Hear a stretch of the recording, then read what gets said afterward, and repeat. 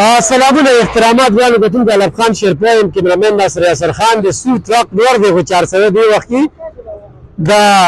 اغواکارو په لپیټ کې ده 400 دی وخت کې د ټوپکمارو په لپیټ کې ده 400 دی وخت کې د ډزمارو په لپیټ کې ده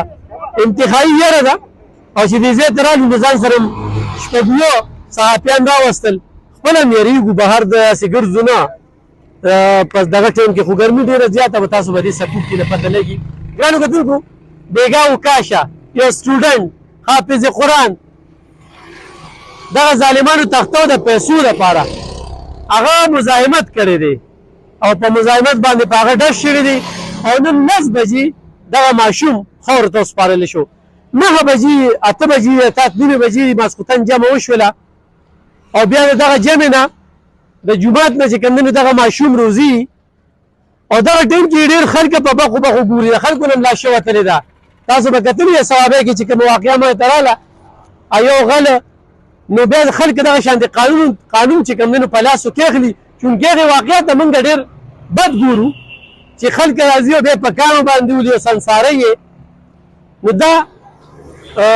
بده خبره ده قانون لاسو کې اخیستل دي خو چې کله داسې حالات مخې ته راځي نو بیا به څه کې د عدلیه کې خو چې کوم دی نو تاریخ به تاریخ وکیلان به دلته خپل کردار ادا کوي دلته چې تانې د درخواست یوسي ته وایي یاره روزګار نه یم ځان ته لاړم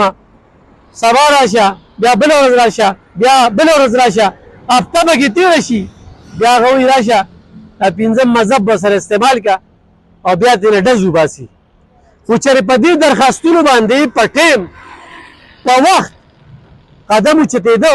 نو کله هم داسې واقعات نه راتلل ګرانو کتونکو دا بیګا د دې جومات نه هغه جنازې کټ پروت دی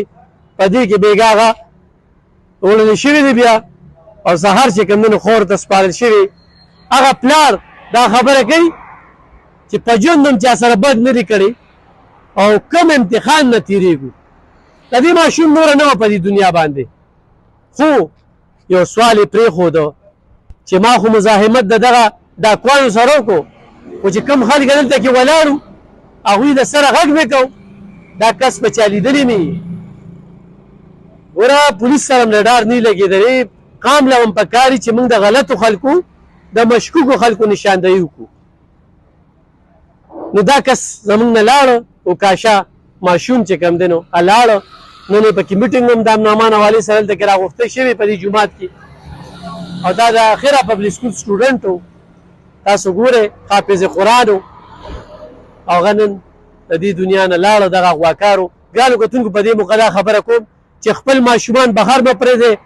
د کباړي په شکل کې د نور مزدورۍ په شکل کې ستاسو ماشومان چې کوم دی نو هغه اغوا کېږي نن به د پیسې ورکولې د پیسو ډیمانډ به یې کو